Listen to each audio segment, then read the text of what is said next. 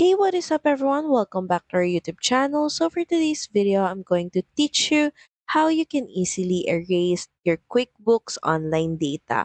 So all you have to do is head over to QuickBooks and make sure that you're logged into your account.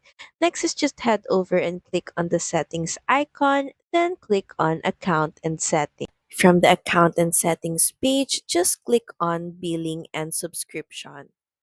And from here, you should be able to see options under QuickBooks Essentials section.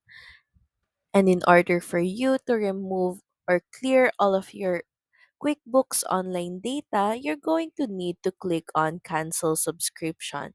This way, all of your data and even your subscription will be removed. And in order to start a new one, you're just going to need to resubscribe to a plan or subscription on QuickBooks once again.